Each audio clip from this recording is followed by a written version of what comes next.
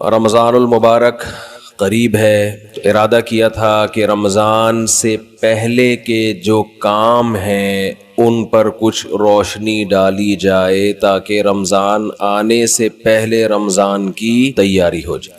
کام سے پہلے کام کی تیاری ہوتی ہے۔ جب کوئی بہت اہم مہمان آنے والا ہوتا ہے تو اس کے آنے سے پہلے انتظام کیا جاتا ہے، اسے کہاں بٹھانا ہے، کہاں سلانا ہے، کہاں نہلانا ہے، واش روم کہاں ہے، کھلانا کیا ہے، کس طرح سے اس کو پروٹوکول دینا ہے۔ آنے کے بعد نہیں ہوتا یہ کام۔ تو رمضان آنے سے پہلے اگر ہم اس کی تیاری کر لیں گے تو اس مہمان کی انشاءاللہ قدر ہوگی، اور عزت دار انسان کو اگر عزت دی جائے تو وہ اس کا بدلہ ضرور دیتا ہے۔ دو قسم کے لوگ ہوتے ہیں نا، ایک احسان فراموش ہوتے ہیں اور ایک وہ ہوتے ہیں جو تھوڑے سے احسان کا بدلہ بھی بہت زیادہ دیتے ہیں۔ احسان فراموش، آپ احسان کرتے رہیں تو ان کی صحت پہ کوئی فرق نہیں پڑتا۔ تو رمضان ایک ایسا مہمان ہے جو احسان فراموش نہیں ہے، بلکہ آپ اگر اس کو عزت دیں گے، اس کا احترام کریں گے، اس کا اکرام کریں گے تو آپ کو بہت نواز کے جائے گا۔ آپ اگر بعض مہمان ہیں نا سادہ چائے پلائیں گے تو وہ آپ کو دودھ پتی پلائے گا، آپ اسے انڈے والا برگر کھلائیں گے تو وہ آپ کو پیزا کھلائے گا۔ کچھ مہمان ایسے ہوتے ہیں، آپ اگر اسے بغیر بوٹی کی بریانی کھلائیں گے تو وہ آپ کو گوشت والی بریانی کھلائے گا۔ تو رمضان ایک ایسا مہمان ہے جو تھوڑا سا اکرام کرنے پر بھی آپ کو بہت زیادہ نوازتا ہے، تھوڑا نہیں نوازتا۔ لیکن رمضان کی جو نوازشیں ہیں، رمضان کے جو تحفے ہیں، جو رمضان آپ کو گفٹ دے گا اگر آپ اس کو عزت دیں گے تو وہ اس کا گفٹ ہونا ان لوگوں کی سمجھ میں آتا ہے جن کا آخرت پر ایمان ہو۔ جو آخرت کو نہیں مانتے، دنیا کو مسافر خانہ نہیں سمجھتے، انہیں رمضان جو کچھ دے کر جاتا ہے، جو گفٹ دے کر جاتا ہے، اس گفٹ کی ان کی نظر میں قدر نہیں ہوتی۔ سمجھ میں آ رہی ہے بات؟ مثال سے سمجھاتا ہوں۔ چھوٹے بچے جب پیدا ہوتے ہیں اور فیملی پلاننگ والوں کے غم میں اضافہ ہوتا ہے تو اکثر رشتہ دار بچوں کو لفافوں میں پیسے دے رہے ہوتے ہیں، کچھ کھلونے دے دیتے ہیں، جھنجھنا پکڑا دیا تو بچے کو جھنجھنا اچھا لگتا ہے۔ لیکن اگر کسی رشتہ دار نے 5,000 کا نوٹ بچے کو پکڑا دیا، بچے کو وہ سمجھ میں نہیں آتا، حالانکہ وہ جھنجھنے سے زیادہ مہنگا ہے اور اس میں ہزاروں جھنجھنے آ سکتے ہیں۔ لیکن بچہ اپنی حماقت اور بے وقوفی کی بنیاد پر 1-2 روپے والی ٹافی کو تو قدر کی نظر سے دیکھتا ہے، وہ 5-5 ہزار کے نوٹوں کو قدر کی نظر سے، وہی بات جواب آنا چاہیے نا، وہ 5-5 ہزار کے نوٹوں کو قدر کی نظر سے نہیں دیکھتا، کہتے یہ تو ایسا ہی ہے، کھائے گا اس کو۔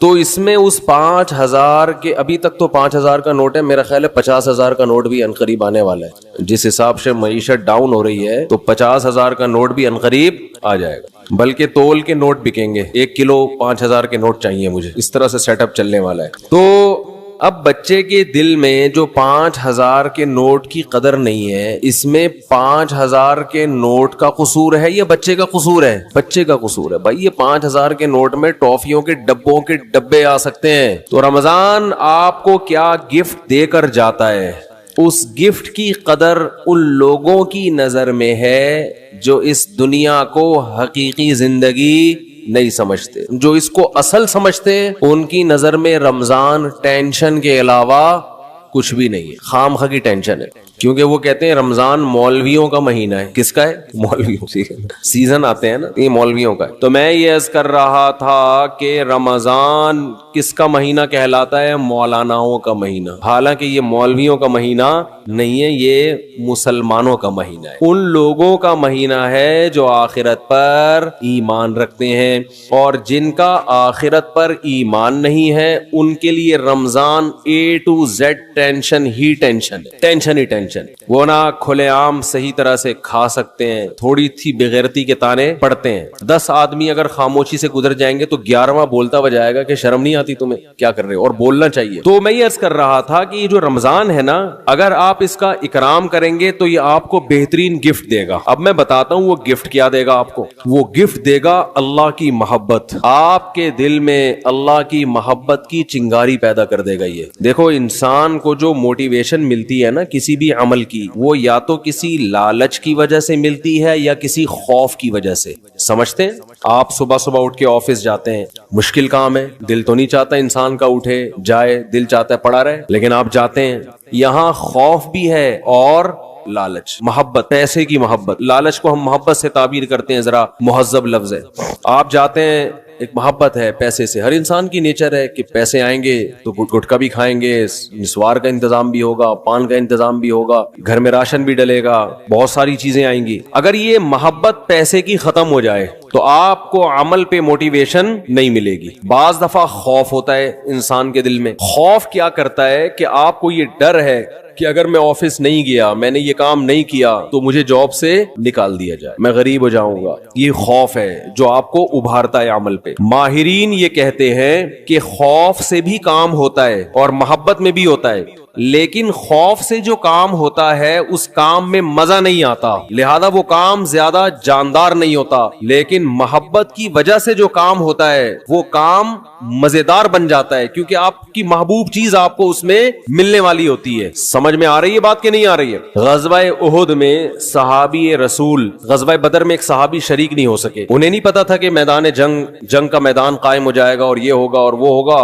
انہیں نہیں پتا تھا. جب مسلمانوں کو فتح ہوئی تو انہوں نے منت مانی. منت ہوتی ہے نا، اللہ میرا یہ کام ہو جائے تو میں یہ کروں گا، میرا یہ کام ہو جائے تو میں یہ کروں گا. یہ واجب ہو جاتی ہے، اس لیے منتیں نہیں ماننی چاہیے. لوگ کہتے ہیں نا اللہ میرا فلاں کام ہو گیا تو میں اتنے روزے رکھوں گا، اتنا صدقہ کروں گا، وہ فرض ہو جائے گا آپ کے اوپر، اس لیے ویسے ہی دعا مانگ لیا کریں اللہ سے. بعض لوگ اتنی اونچی اونچی منتیں مان لیتے ہیں پھر ان سے پوری ہوتی نہیں ہے. تو اسلام میں الفاظ کی بہت ویلیو ہے، اور منت زبان سے ہوتی ہے، صرف دل میں ارادے سے نہیں ہوتی. اس کو عربی میں نظر کہتے ہیں، نظر، اردو میں منت. تو ان صحابی کو غزوہ بدر میں شرکت کا موقع نہیں ملا تو انہوں نے منت مانی، نظر مانی کہ اے اللہ اگر دوبارہ کوئی میدان جہاد گرم ہوا تو میں ایسی بہادری سے لڑوں گا، لا یرین اللہ ما اصنع، اللہ دیکھے گا کہ میں کیا کرتا ہوں. بظاہر یہ تکبر والے الفاظ ہیں، بظاہر یہ الفاظ کیا ہیں؟ تکبر والے، کہ اللہ دیکھے گا کہ میں کیا کر کے دکھاتا ہوں. لیکن بعض جملے الفاظ کے اعتبار سے تکبر والے ہوتے ہیں، مگر حقیقت میں وہ ایک ناز کی کیفیت ہوتی ہے.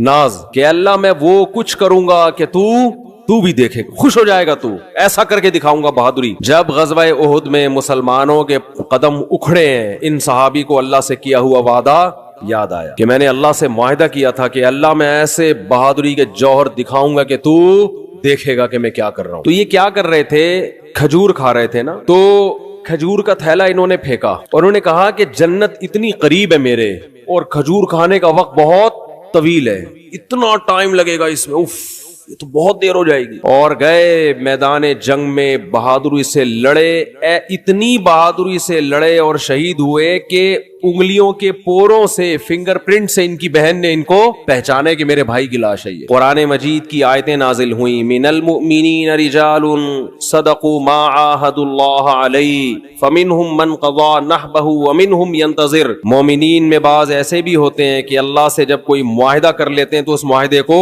پورا کر کے چھوڑتے ہیں. وہ انہی کے بارے میں نازل ہوئی. تو جب ان کو یقین تھا کہ جنت میرے سامنے ہے تو انہیں وہ کھجور تناول کرنا بھی مشکل لگا. یہ خوف کی وجہ سے نہیں لڑ رہے کہ اگر میں نہیں لڑا تو جہنم میں جاؤں گا، بلکہ کس کی لالچ میں لڑ رہے ہیں؟ جنت کی اور اللہ کی محبت میں لڑ رہے ہیں. تو انسان جب خوف کی بیس پہ کام کرتا ہے اس میں جان نہیں ہوتی، اور جب کسی محبت اور لالچ میں کام ہوتا ہے تو اس کام میں اس کی کوالٹی بہت شاندار ہوتی ہے. تو اللہ نے ہمیں رمضان کا جو مہینہ دیا، وہ مہینہ اگر آپ اس مہینے کا اکرام کریں گے تو وہ مہینہ آپ کے اندر اللہ کی محبت پیدا کر دے گا. اور جب انسان کے دل میں محبت پیدا ہوتی ہے تو محبوب کے حکم کو فالو کرنا مشکل نہیں اور آسان بھی نہیں، بلکہ مزیدار بن جاتا ہے. 3 درجات ہوتے ہیں نا، حکم کی اتباع کرنا مشکل، اور اس سے اوپر کیا ہے؟ مشکل ختم ہو گئی، نہ مزیدار ہے نہ مشکل ہے. لیکن اس سے اوپر کا درجہ کیا ہے کہ حکم پر عمل کرنا کیا بن گیا؟ مزیدار بن جائے گا. یہ کیفیت انسان کی ہو جاتی ہے. تو اگر آپ رمضان کا حقیقی معنوں میں اکرام کریں گے تو رمضان آپ کو اللہ کی محبت کا گفٹ دے کے جائے گا. وہ کیسے؟ زبان آج بہت خشک ہو رہی ہے, پانی نہیں ہے یا موسم میں شاید خشکی ہے, کچھ ایسا سیٹ اپ ہے, موسم میں خشکی ہے میرا خیال. تو رمضان جو ہے آپ کو اللہ کی محبت کا, جزاک اللہ, اتنا یک ٹھنڈا پانی بس کافی ہے. یہ گرم نہیں ہے, سادہ, پہلے ہی گلا ہمارا بیٹھا رہتا ہے, اوپر سے اور بٹھا دیں گے. تو اللہ کی محبت کا گفٹ دے کے کیسے؟ انسان کی یہ نیچر ہے, یہ فطرت ہے کہ وہ جس کے لیے قربانی دیتا ہے نا, جس کے لیے, تبلیغ والے کہتے ہیں نا, جس چیز پہ جان, مال اور وقت خرچ ہوتا ہے انسان کے دل میں اس کی ویلیو پیدا ہو جاتی ہے. ایک غریب آدمی جو رکشہ چلاتا ہو, سارا دن پسینہ بہاتا ہو, اس کو جو دہاڑی یا جو اجرت ملتی ہے اس اجرت کو وہ بڑی احتیاط سے خرچ کرتا ہے. اور ایک آدمی وہ ہے جس کے ابا کا انتقال ہوا اور 6 رکشے اس کو وراثت میں مل گئے. ایسا بھی ہوتا ہے نا, وہ ان رکشوں کی ایسی کی تیسی, باپ کا مال سمجھ کے لوگ کہتے ہیں نا اڑا رہا ہے, خود تو محنت کی نہیں ہے, ابا سے وراثت میں ملا ہے, اڑا دیتا ہے انسان. تو ہمیں جو ایمان کی نعمت ملی ہے یہ وراثت میں ملی ہے, اس میں ہمارا خون پسینہ, بولو نا کیا ہو گیا, نہیں بہا. ابا چونکہ مسلمان تھے, اماں مسلمان تھیں, اس وجہ سے ہم بھی کیا ہو گئے, تو ایک پسینہ نہیں بہا ہمارا, خون کا ایک قطرہ نہیں بہا, تو فری پھوکڑ میں ہمیں کیا مل گیا؟ حضرت بلال کو اسلام فری میں نہیں ملا. وہ جب مسلمان ہوئے گرم ریتوں پہ لٹایا گیا, ان کو سینے پہ بھاری بھرکم پتھر رکھے گئے. کیا اللہ نے لوگوں, کچھ لوگ کیسے خاندانی بنائے ہیں, وہ نظریات کو فالو کرتے ہیں, وہ کلچر کو فالو نہیں کرتے. حضرت بلال کو کیا مل رہا تھا اس میں؟ اچھی والی زندگی گزر رہی تھی, غلام تھے وہ تو, حبشی لوگ غلام ہی ہوا کرتے تھے عربوں کے, کھانا پینا مل رہا تھا, ایک ٹینشن. تو بڑے بڑے پتھر سینے پہ رکھے جا رہے ہیں, گرم ریت پہ لٹایا جا رہا ہے, مگر نعرہ لگا رہے ہیں احد احد, خدا کیا ہے؟ ایک ہے, میں نہیں مانوں. کیسے ویژنری, کیسے نظریاتی. خباب ابن ارت رضی اللہ تعالی عنہ رسول اللہ صلی اللہ علیہ وسلم کے پاس آئے مکہ میں, وہو متوسد له متوسد ببرد له او کما قال, کہ آپ صلی اللہ علیہ وسلم کی چادر تھی, اس سے آپ صلی اللہ علیہ وسلم کوہنی پہ سر رکھ کے لیٹے ہوئے تھے. لوگ کہتے ہیں مسجد میں سونا منع ہے,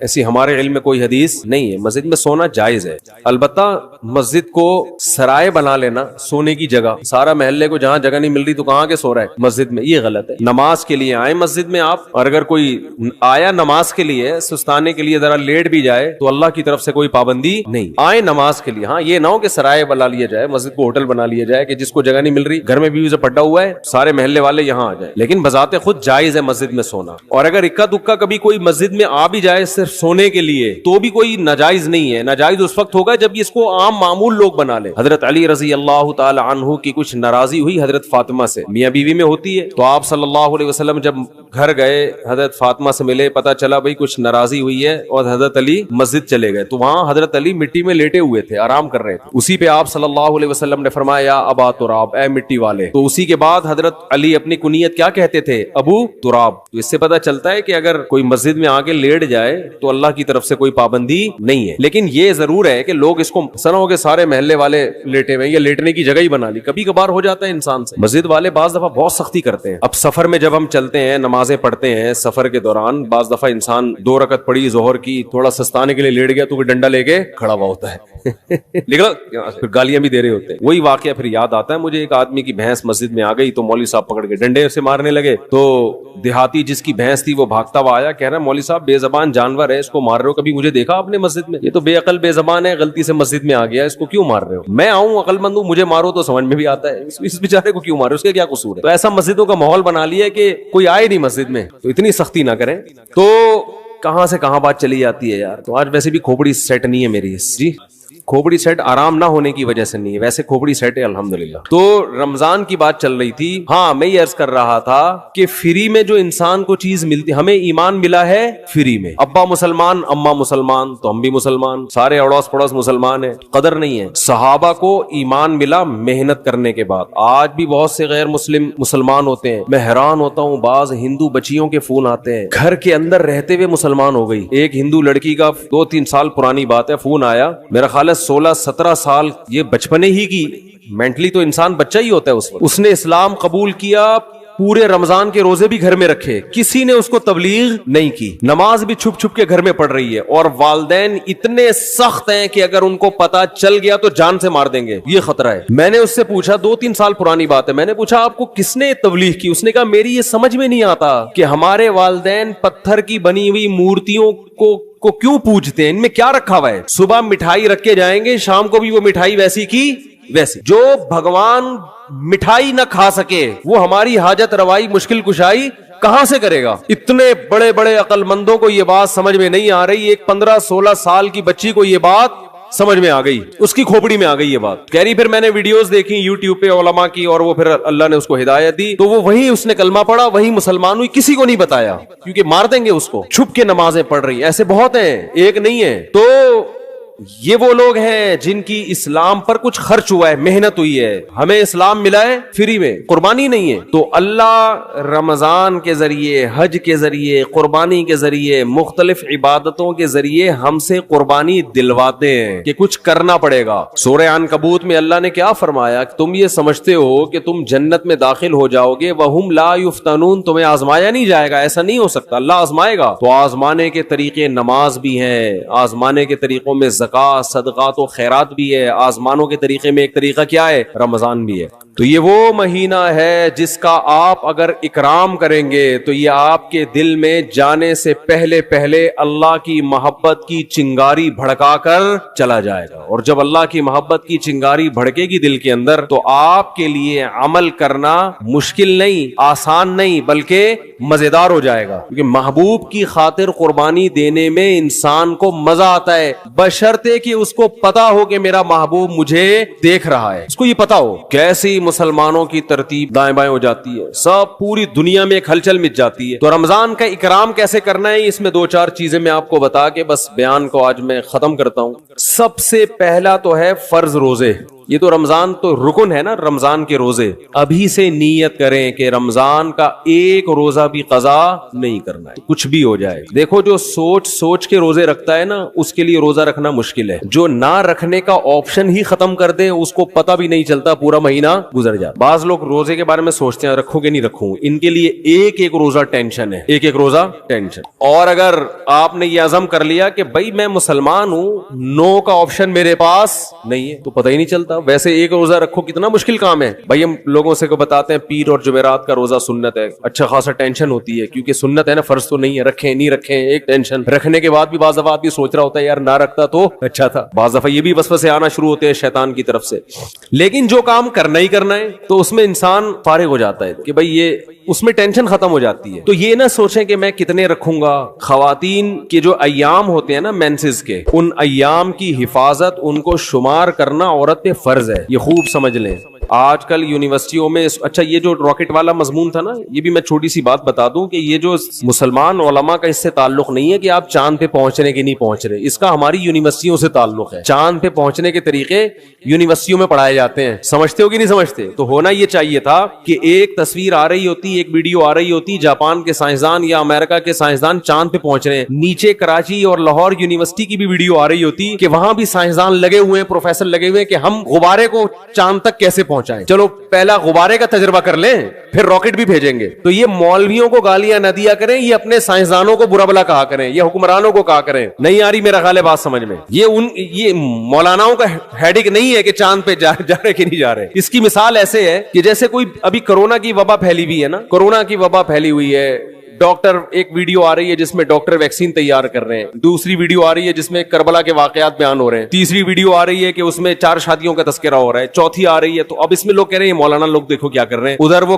कोरोना की वैक्सीन तैयार कर रहे हैं और उधर मौलाना लोग क्या क्या उल्टी उल्टी बातें कर रहे हैं। तो भाई वो जो वीडियो, उसमें एक वीडियो ऐसी भी आनी चाहिए कि हमारे डॉक्टर बैठे हुए हैं कोरोना की वैक्सीन बनाने के लिए। तो हमारे डॉक्टरों की सिरे से कोई वीडियो आ ही नहीं रही है, तो फिर यही होगा कि केले का रुख किबले की तरफ है कि नहीं है, फिर तो यही होगा ना कुछ। भाई फेसबुक वाले को कुछ तो चलाना है ना व्यूअर्स बढ़ाने के लिए, तो उसको हमारे साइंसदान मिल ही नहीं रहे, कोई धमाके करते हुए, कोई रॉकेट भेजते हुए, तो फिर वो 4-4 शादियों की वीडियो चलाएगा और क्या करेगा वो। तो ये मौलानाओं की टेंशन नहीं है भाई, ये हमारी यूनिवर्सिटियों का जो निजाम तालीम और हमारे हुक्मरानों की करप्शन, उन्होंने मुल्क को खंडरात में धकेल दिया है। मैं तो कहता हूं جو فیس بک پہ ویڈیوز ڈالتے ہیں نا, یہ نہ ڈالا کریں کہ کیلے کا رخ قبلے کی طرف ہے کہ نہیں ہے, کیونکہ لوگ کہتے ہیں یہ دیکھو کس چیز میں لگے ہوئے. اصل ویڈیو یہ آنی چاہیے کہ ایک طرف آپ یہ دکھائیں کہ سائنٹسٹ خلائی سیارے بھیج رہے ہیں آسمان میں, وہاں سے چھلانگے مار رہے ہیں. دوسری طرف کراچی کے گٹر کے ڈھکنوں کی تصویریں آنی چاہیے, ڈھکن یہاں کیا ہوئے ہوئے ہیں, کھلے ہوئے ہیں. تیسری طرف گدے گھوڑے کی لیدوں کی تصویریں آنی چاہیے, کچرے کے ڈھیر آنے چاہیے, چرسی آنے چاہیے پائپ کے اندر بیٹھے ہوئے. پھر اصل لبرل لوگوں کا اصل چہرہ آئے گا, کیونکہ یہ جو ملک ہے لبرل لوگوں کے ہاتھ میں, یہ مولاناؤں کے ہاتھ میں نہیں ہے. پھر آئے گا ایک طرف دیکھو سائنسدان راکٹ بھیج رہے ہیں وہاں پہ, اور ادھر کراچی میں گٹر کے ڈھکن لگانے کے لیے بھی حکومت تیار نہیں ہے. تو لوگ سائنسدانوں کا مولویوں سے مقابلہ کروا رہے ہیں, حالانکہ دونوں کی فیلڈ بالکل الگ الگ ہے. نہیں آ رہی میرے تو آسمان میں خلائی سیارے بھیجنا مولویوں کی فیلڈ تھوڑی. مولوی موٹیویشن کرے گا, آپ کو موٹیویٹ کرے گا کہ سیارہ بھیجنے کے کیا اسلام میں فضائل ہیں, ٹھیک ہے نا, سائنسدان بننے کے کیا فضائل ہیں, ڈاکٹر بننے کے کیا فضائل ہیں, وہ مولانا بیان کرے گا. ہر چیز میں علماء کو برا بلا کہتے ہیں لوگ. دوسری بات یہ کہ فیس بک اور یوٹیوب کی دنیا تو کھلی بھی ہے نا, بہت سے لوگ مولانا نہیں ہوتے, مولانا بن کے آئے ہوئے ہیں وہ. تو آپ ہر ایک پر یہ ٹھپا لگا رہے ہیں مفتی ہیں. مفتی عبدالقوی کو بھی لوگوں نے کیا بنا دیا, اتنے فون آئے میرے پاس, مفتی صاحب دیکھیں مفتی عبدالقوی کیا کر رہے ہیں, یہ ہوتے ہیں مفتی. میں نے کہا بھائی اس پہ کہاں مفتی لگانے پر گورنمنٹ کی طرف سے کوئی پابندی نہیں ہے. کس نے بولا یہ مفتی ہے؟ کسی کو بھی اٹھا کے مفتی آصف زرداری صاحب کر دو آپ, پھر کہو دیکھو یہ مفتی لوگ کیا کیا کر رہے ہیں. مفتی کا ڈگری کوئی ہمارے ملک میں کوئی سسٹم نہیں ہے, پتھر اٹھاؤ مفتی نکلے گا نیچے سے. اور صرف یہ مفتیوں کے ساتھ نہیں ہو رہا, ڈاکٹروں میں بھی ایسے ہی ہے, جعلی سرٹیفکیٹ کے ڈاکٹر بھرے ہوئے ہیں.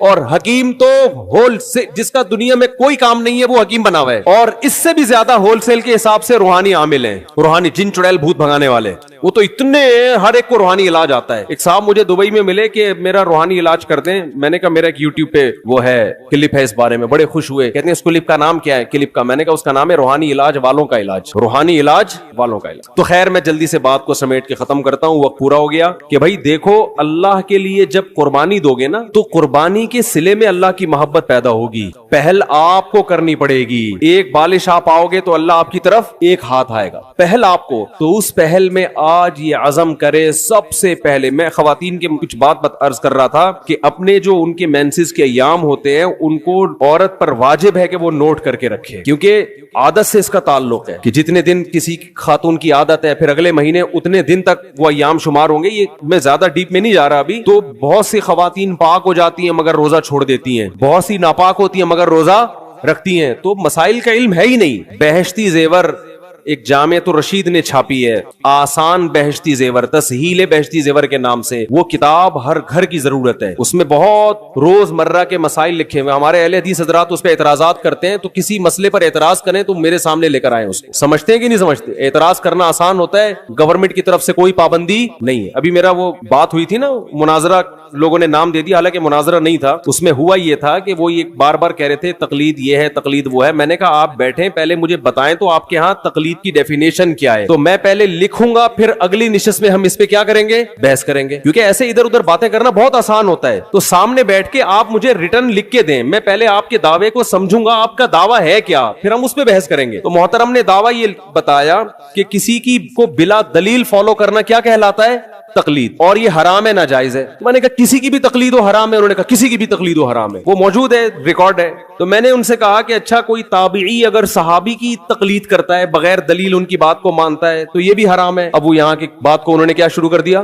گھمانا. وہ کہہ رہے ہیں کہ وہ بھائی آپ نے خود ہی دعویٰ کیا, یا تو آپ دعوے سے رجوع کرو, میں تو موقع دے رہا ہوں آپ کو دعوے سے رجوع کرنے کا, میں کوئی بحث تھوڑی کر رہا ہوں آپ سے. آپ کہہ دو بھائی مجھ سے تھوڑی سی مسٹیک ہوئی تھی تقلید کی ڈیفینیشن کرنے میں, بلکہ اصل میں یہ نہیں بلکہ یوں ہے. تو میں نے کہا تو حدیث کی کتابوں میں بہت سے فتوے, صحابہ کے تابعین نے آ کے مسئلہ پوچھا, انہوں نے جواب دے دیا, وہ چلے گئے, نہ انہوں نے دلیل پوچھی نہ انہوں نے دلیل بتائی. تو کہہ رہے ہیں آپ حوالہ پیش کریں. تو میں نے کہا آپ انکار کریں کہ ایسا نہیں ہے, تو میں حوالہ پیش کروں گا, نہ انکار کر رہے ہیں, ٹھیک ہے نا. میری عادت ہے گل ویلے دی تے پھل موسم دا, ٹو دا پوائنٹ بات کرنے کی عادت ہے. تو انہوں نے اس کو مناظرہ بنا دیا, بحث کی طرف لے کر چلے گئے. تو مجھے غصہ آیا پھر کہ بھئی میرا ٹائم ویسٹ کرنے کے لیے آیا ہوں. میں کوئی پروفیشنل مناظر نہیں ہوں, نہ میں آپ سے مناظرے کے لیے بیٹھا ہوں, اور میرا دل صاف تھا, لہذا میں نے ان کو ریکارڈ کرنے کی بھی اجازت دی. انسان کے دل میں چور ہوتا ہے تو ریکارڈ کرنے کی اجازت نہیں دیتا, اور میں نے ان کو یہ کہا لائیو نہیں کریں, کیونکہ بعض دفعہ انسان کی زبان سے ایسی بات نکل جاتی ہے کہ وہ پبلش کرنے کی نہیں ہوتی. لیکن انہوں نے خیر اس کو لائیو بھی چلایا, اور جو کچھ ہوا سب کے سامنے. تو گل ویلے دی پھل موسم دا, ٹو دا پوائنٹ بات ہونی چاہیے. تو وہ یہ سمجھ رہے تھے شاید میں ان کو نیچا دکھانا چاہتا ہوں. ماں نہ میں نیچا دکھانا چاہتا ہوں بھائی, میں آپ سے آپ کا دعویٰ سمجھنے کی کوشش کر رہا ہوں کہ آپ کا تقلید کے بارے میں موقف کیا ہے. کہنے تفسیر کی فلاں کتاب میں یہ لکھا. بھائی تفسیر کی کتاب میں کیا لکھا ہے یہ تو مفسر کا موقف ہے نا. میں تو اہل حدیث کا موقف پوچھنا چاہتا ہوں, آپ کا موقف کیا ہے. تو آج کا جو دور ہے نا حق کو سمجھنے کا نہیں ہے, بس ایک دوسرے کو نیچا دکھانے کا وہ ہے. تو بات کیا چل رہی تھی یہ؟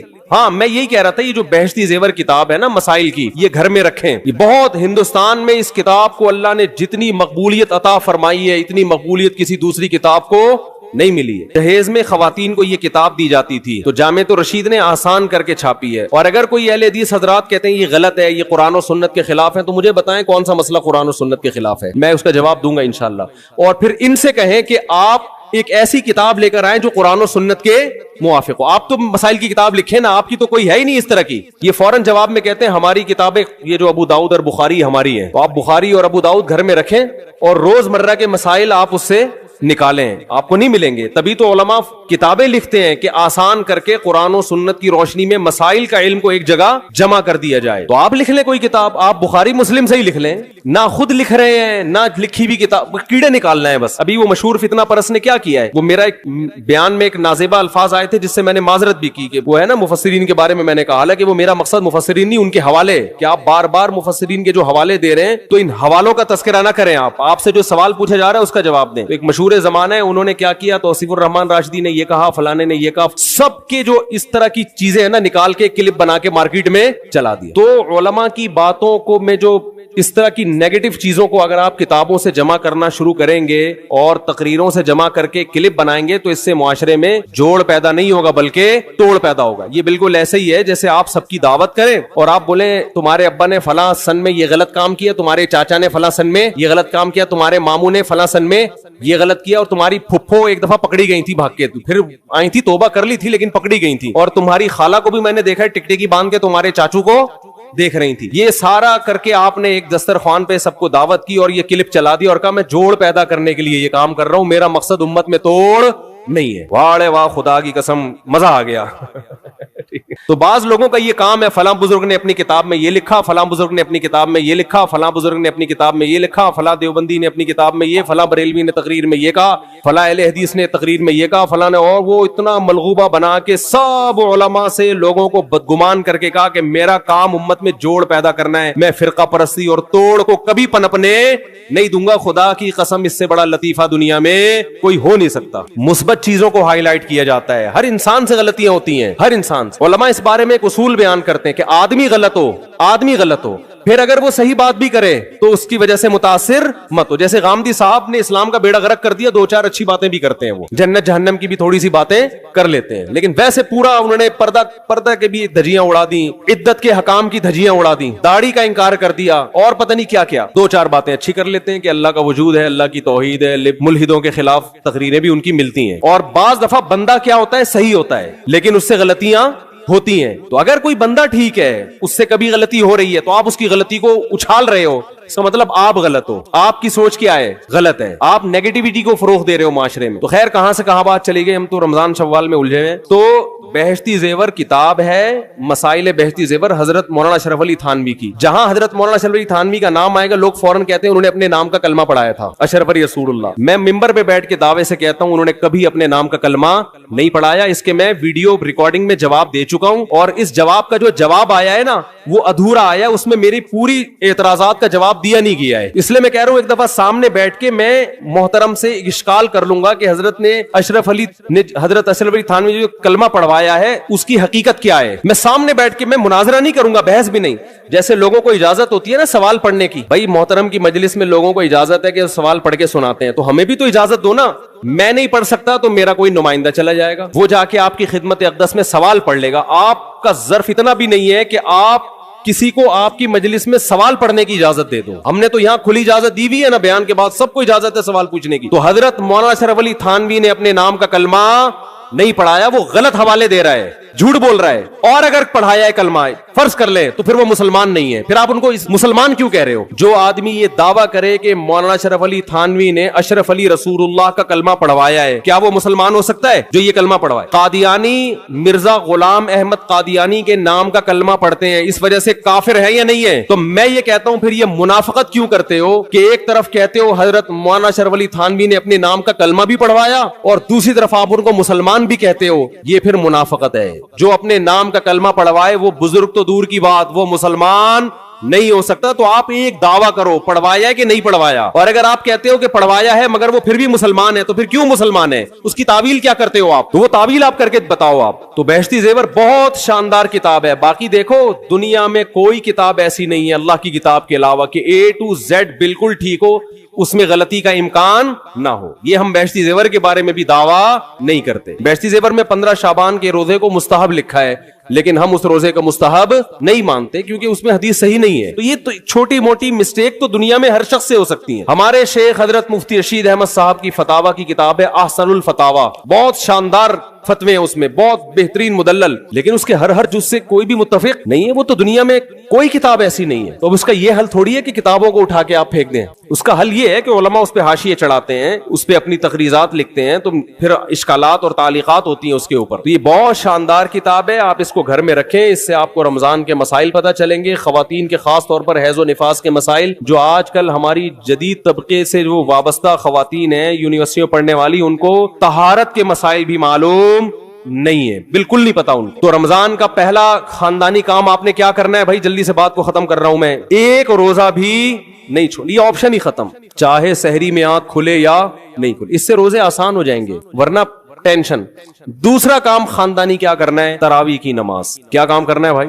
اور تراویح 20 رکعتیں ہیں, 8 رکعتیں بولو نہیں. حضرت عمر سے 2 روایتیں, ایک 8 والی اور ایک 20 والی, کہ حضرت عمر نے کتنی دیکھو نبی صلی اللہ علیہ وسلم نے تراویح کی کتنی رکعتیں پڑھی ہیں, کوئی بے غبار حدیث میں ہمیں اس کا تذکرہ نہیں ملتا. بس اتنا ہے کہ 3 دن پڑھی ہے, بس کتنی پڑھی ہے ہمیں نہیں پتا. یہ ہمیں حضرت عمر کے عمل سے پتا چلتا ہے, کیونکہ حضرت عمر بدعتی بولو نہیں ہو سکتے, کیونکہ انہوں نے جب جماعت سے 20 رکعتیں پڑھائی ہیں حضرت عمر نے, تو اس کا مطلب نبی نے ان 3 دن میں کتنی پڑھی تھی. اور ایک ضعیف روایت میں اس کا تذکرہ بھی ہے کہ نبی نے 20 رکعتیں پڑھی ہیں. تو ضعیف روایت کی تائید جب خلفائے راشدین کے عمل سے ہو گئی تو وہ ضعیف بھی عملاً کیا بن گئی؟ صحیح بن گئی ہے وہ. تو حضرت عمر سے 2 ہیں, 8 بھی اور 20 بھی. 8 والی پر امت نے کسی امت نے عمل ہی نہیں کیا, کیونکہ وہ بالاتفاق مضطرب ہونے کی وجہ سے ضعیف ہے, سند کی وجہ سے نہیں بلکہ مضطرب, کیونکہ جو راوی حضرت عمر سے 8 بیان کر رہا ہے وہی کتنی بھی بیان کر رہا ہے؟ 20 بیان کر رہا ہے. اور جب ہم صحابہ کے دور میں دیکھتے ہیں تو ہمیں سب جگہ 20 نظر آ رہی ہیں, 8 کہیں بھی نظر نہیں آ رہی. تو یہ کیسے ممکن ہے کہ حضرت عمر نے 8 شروع کی ہوں اور کوفہ, بصرہ, دمشق, شام, مصر سب جگہ 20 ہو رہی ہوں؟ اس سے پتہ چلتا ہے کہ حضرت عمر سے جو 20 والی روایت ہے وہ صحیح ہے, 8 والی صحیح نہیں ہے. اور اس کی سب سے بڑی دلیل یہ ہے کہ موطا امام مالک میں ہے 8 رکعتوں والی, جو امام مالک نے نقل کی ہے, لیکن امام مالک خود 8 کا فتویٰ نہیں, وہ خود 20 سے زیادہ کے قائل ہیں, وہ تو 20 کے بھی نہیں 36 کے قائل ہیں. تو یہ کیسے ممکن ہے کہ کتاب کا مؤلف 8 والی ذکر کر رہا ہو مگر خود اس روایت کو وہ اس پر عمل نہ کر رہا ہو؟ ان باتوں کا کسی اہل حدیث عالم کے پاس جواب نہیں ہے. ترمذی میں ایک روایت پیش کی جاتی ہے امام احمد بن حنبل سے, یہ روایت ہے کہ اس میں کوئی مخصوص عدد ثابت نہیں ہے, جتنی چاہے پڑھ لو, لیکن امام احمد کی جو اپنی اصل کتابیں ہیں فقہ کی, اس میں امام احمد کے شاگرد جو امام احمد سے ذکر کرتے ہیں وہ ذکر کرتے ہیں امام احمد بن حنبل کے نزدیک بھی 20 رکعتیں مختار ہیں. سمجھ نہیں آ رہی میرا خیال ہے. تبھی فقہ حنبلی میں تراویح کی رکعتیں کتنی ہیں؟ 20. اور امام ابو حنیفہ کے نزدیک بھی. لوگ پتہ ہے مجھ سے کیا کہتے ہیں, لوگ جو ہے نا کہتے ہیں کہ یار آپ ان حدیثوں کا انکار کر رہے ہو جس میں 8 آتا ہے. 8 والی جو بخاری کی حدیث ہے نا اس کا تراویح سے کوئی تعلق نہیں ہے. بخاری میں آتا ہے نبی رمضان اور غیر رمضان میں 8 پڑھتے تھے, اس کا تراویح سے کوئی تعلق, وہ تو غیر رمضان میں بھی تھی. اتنی سینس نہیں ہے یار, آپ ہمیں قرآن و حدیث سکھا رہے ہو اور ہمیں اپنا مقلد بنا رہے ہو اتنے بڑے بڑے مجتہدین کی تقلید چھوڑ کے. میں لوگوں سے ایک بات کہتا ہوں, ایک قرآن و حدیث وہ ہے جو ابو حنیفہ, شافعی, مالک اور احمد بن حنبل نے سمجھا, اور ایک قرآن و حدیث وہ ہے جو 15ویں صدی کے مولوی سمجھ رہے ہیں. کس کی فہم زیادہ صحیح ہوگی؟ بولو بھائی, ایک قرآن وہ ہے جو انجینئر بیان کر رہا ہے حدیث، ایک حدیث کی تفصیل وہ ہے جو امام مالک بیان کر رہے ہیں، ابو حنیفہ بیان کر رہے ہیں جن کی 80 ہجری میں پیدائش ہوئی ہے، تابعین میں سے ہیں، جو امام شافعی بیان کر رہے ہیں. تم امام شافعی کو چھوڑ رہے ہو، تم امام ابو حنیفہ کو چھوڑ رہے ہو، تم امام مالک کو چھوڑ رہے ہو، تم احمد بن حنبل جیسے محدث اور فقیہ جو امام بخاری کے استاذوں میں ہیں ان کو چھوڑ کر فالو کس کو کر رہے ہو؟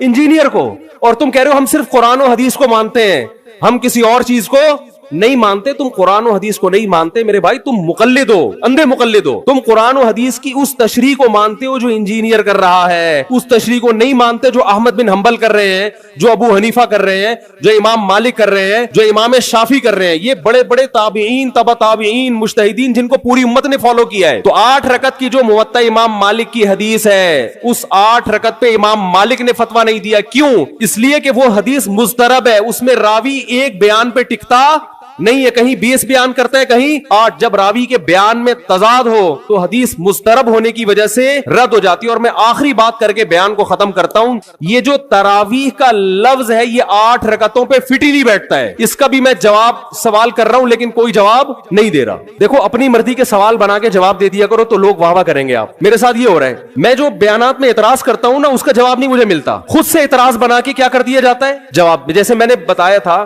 کہ حرم میں 4 مصلے تھے، حنفی، مالکی، شافعی، حنبلی، 4 مصلے تھے نا کئی سو سال تک، جو کہ نہیں ہونے چاہیے، ایک ہی ہونا چاہیے تھا مصلا. تو لوگوں نے اعتراض کیا 4 مصلے تھے حرم میں، یہ دیکھو کتنا غلط، یہ حنفی مالکی ایسے ہوتے ہیں. تو میرا سوال یہ تھا کہ 5واں کیوں نہیں تھا اس وقت؟ اس کا مطلب 5واں فرقہ وجود میں آیا ہی نہیں تھا، وہ اب پیدا ہوا ہے. وہ ٹھیک ہے 4 غلط تھے لیکن اس غلط کو بھی صحیح ان 4 میں سے ایک نہیں کیا ہے. سمجھ رہے ہیں کہ نہیں بھئی ایک امام ہونا چاہیے، 4 الگ الگ جماعتیں نہیں ہونی چاہیے. لیکن اس کا مطلب 700 سال تک امت یہ سمجھتی رہی کہ اہل سنت والجماعت کے 4 نمائندے ہیں، 4 مکتب فکر، 5واں کوئی تھا ہی نہیں، لہذا اس کا کوئی مصلی تھا ہی نہیں. تو سوال یہ تھا، لیکن جب سوال یہ پوچھا جائے تو ایسے جواب ملتا ہے کہ وہ سوال ہی پی جاتے ہیں. سوال یہ جواب یہ دیا کہ غلط ہو رہا تھا، یہ بدعت ہے، اور یہ بدعت ہے، یہ ناجائز ہے. تو ہم کب کہہ رہے ہیں کہ صحیح تھا بھائی وہ؟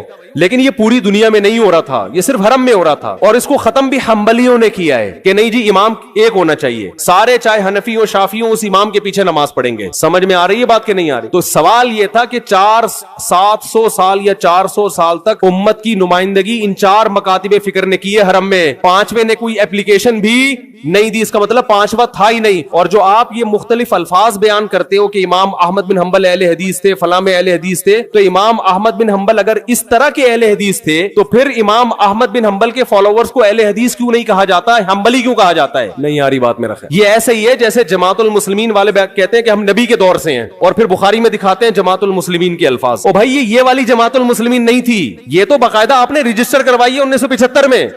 وہ جماعت المسلمین صحابہ کو جماعت المسلمین کہا گیا ہے. تو یہ جو اہل حدیث کا لفظ ہمیں پرانے وقتوں میں ملتا ہے یہ محدثین کے لیے ملتا ہے، یہ کسی مخصوص فرقے کے لیے نہیں ملتا. پھر بھی میں اہل حدیث کو اہل سنت میں داخل سمجھتا ہوں، میں پھر بھی ان کو نہیں کہتا کہ جہنم میں جائیں گے، لیکن میں کہتا ہوں کہ آپ کم از کم اس چند 100 سال پہلے آپ پیدا ہوئے ہیں، آپ کی جماعت وجود میں آئی، ہم پھر بھی آپ کو گلے لگانے کے لیے تیار ہیں. اور ہم صدیوں سے چلے آ رہے ہیں، آپ ہمیں کیا کر رہے ہو؟ آپ ہمیں گمراہ لوگوں میں داخل کر رہے ہو. تو اسلام بہت پہلے بر صغیر میں آیا ہے، جس شکل میں آیا ہے وہی شکل ٹھیک ہے، بات کی چیزوں پر اعتماد نہیں ہوتا ہمیں. تو میں ایک بات کر کے بیان کو ختم کرتا ہوں، یہ جو 8 کا لفظ ہے نا، تراویح کا لفظ ہے، یہ 8 رکعتوں پر صادق بولو نہیں آتا. بہقی کی حدیث ہے اور بھی روایتیں اس بارے میں کہ اسلاف جب تراویح کی نماز پڑھا کرتے تھے، اسلاف سے مراد صحابہ تابعین، تو 4 رکعتوں کے بعد آرام کیا کرتے تھے. تو اس لیے 4 رکعت کو ترویحہ کہا گیا. کیا کہا گیا؟ ترویحہ. روح سے نکلا ہے، روح. استراحت کا لفظ سنا ہے آپ لوگوں نے؟ آرام. استراحت کسے کہتے ہیں؟ آرام. ترویح آرام دینا. راحت، راحت کا لفظ تو اور آسان ہے نا. ارے راحت کا لفظ نہیں سنا؟ راحت کسے کہتے ہیں؟ آپ کہہ رہے ہوں وہ اسے کہتے ہیں ہمارے محلے میں رہتی ہے. راحت کہتے ہیں آرام، ریسٹ. استراحت، راحت. روح یروح ترویحا، باب تفعیل میں جب جاتا ہے آرام دینا، تو ترویحتن، کیونکہ 4 رکعتوں کے بعد آرام کرتے تھے تو ان 4 رکعتوں کو کیا کہا گیا؟ ایک ترویحہ، یعنی ریسٹ ہے اس کے بعد. اب ترویحہ کا جو لفظ ہے نا، 4 رکعتوں کے بعد کیا ہو رہا ہے؟ ریسٹ. اٹ از کالڈ ترویحہ. سب کو پتہ ہے 4 رکعتوں کو ترویحہ کہتے ہیں. 2 ترویحوں کو عربی میں کہیں گے ترویحتان. کیا کہیں گے؟ جیسے رجل کا معنی ایک آدمی، رجلان 2 آدمی. عربی میں دو کے لیے الگ لفظ استعمال ہوتا ہے, دو سے زیادہ کے لیے الگ. تو اگر یہ 8 رکعتیں ہوتی تو ان کو محدثین تراویح نہ کہتے بلکہ ترویحتان کہتے یا ترویحتین کہتے. کیا کہتے؟ 2 ترویحیں, اور ان کے بیچ میں ویسے بھی ریسٹ کی ضرورت پڑتی نہیں. ٹھیک ہے, 4 رکعت کے بعد امام بیٹھتا بولتے چل بھائی آگے جلدی کر, جانا بھی ہے گھر میں ہم نے. تو ترویحتین کہتے, ان کو محدثین تراویح نہیں کہتے. اور تراویح کا لفظ ہے جمع. عربی میں جمع کم سے کم افراد کتنے ہوتے ہیں اس کے 3, تو کم سے کم 12 رکعتیں ہونی چاہیے. لیکن تراویح بھی جمع کثرت ہے, جمع قلت کثرت, جمع اقصا کہتے ہیں جو بہت زیادہ جمع ہو. تو پتہ ہے 4 رکعتیں کافی زیادہ ہیں تو ان کو تراویح کہا جائے گا. 4 رکعتیں تھوڑی سی بھی ہو تو ان کو تراویح. 4 رکعتیں اگر 3 دفعہ آئیں گی تو اس کو بھی علی وجہ الکمال ہم پورے طور پر تراویح کا لفظ اس پہ صادق نہیں آئے گا. بات آ رہی ہے سمجھ میں کہ نہیں آ رہی ہے؟ سمجھ میں سب آ رہی ہے, لیکن گھننے بن جاتے ہیں, گھماتے ہیں. اب دیکھیں نا یوٹیوب پہ اس کا جو بیان آئے گا نا اس میں گھمایا ہوا ہوگا, اس میں گھمایا ہوا, یہ اپنی طرف سے نکالا ہوا ہے. اپنی طرف سے نہیں بھائی, بہقی کی حدیث ہے, مصنف ابن ابی شیبہ کی روایتیں ہیں, آپ دیکھ لو. اس میں لوگ کہتے ہیں حوالہ کیوں نہیں دیا مفتی صاحب نے. آپ انکار کرو میں حوالہ دوں گا انشاءاللہ. آپ انکار کرو کہ ایسا نہیں ہے, ہم ٹائم بچا رہے ہیں اپنا. وہ مجھے کہہ رہے تھے نا اس بحث میں کہ مفتی صاحب آپ دلیل دو, جو دعویٰ کرے دلیل اس کے ذمے ہے. میں نے کہا دلیل اس کے ذمے اس وقت ہے جب سامنے والے دعوے کا انکار کرے. میں نے ستار بھائی کو میں نے کہا کہ ستار بھائی تم نے 1 لاکھ روپے لیے ہیں. ستار بھائی کہہ رہے ہیں نہیں, ہاں لیے ہیں. تو مجھے کیا ضرورت ہے میں گواہ پیش کروں کہ دلیل دوں؟ وہ مان رہا ہے.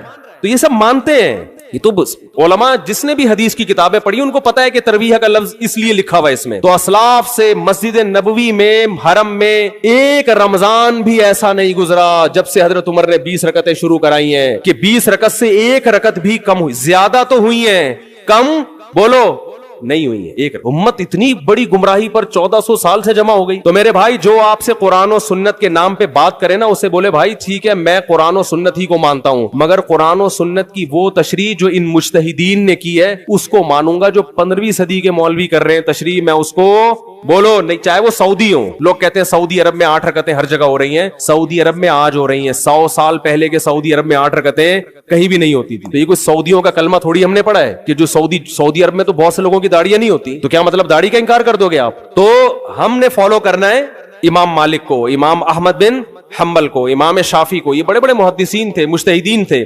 خلفائے راشدین کو, خلفائے راشدین کے دور میں کوئی ایک روایت دکھا دو 8 رکعتوں والی, کوئی ایک روایت. ہاں جو حضرت عمر سے موطا میں منقول ہے اس کا جواب میں نے دے دیا. اس کے علاوہ کہیں دکھا دو کہ بصرہ میں, کوفہ میں, دمشق میں, صحابہ تابعین کے دور میں رمضان میں 8 رکعتوں سے جماعت سے نماز کسی نے پڑھی ہو. تو نہیں ہے کچھ بھی اس میں. تو اس لیے جو طریقہ صدیوں سے تواتر کے ساتھ چلا آ رہا ہے وہ کتنی رکعتوں کا ہے؟ 20 رکعتوں کا. تو اسی کو فالو کرنا چاہیے. تو دوسرا کام آپ نے خاندانی کیا کرنا ہے؟ تراویح پابندی سے پڑھنی. سمجھ میں آ رہی ہے بات؟ تو یہ 2 کام فی الحال کریں, کچھ پیکج اگلے جمعے میں انشاءاللہ بیان کریں گے. تو اسی سے انشاءاللہ اللہ کی محبت کی چنگاری آپ کے دل میں پیدا ہوگی. اللہ ہمیں سمجھنے کی, عمل کی توفیق عطا فرمائے.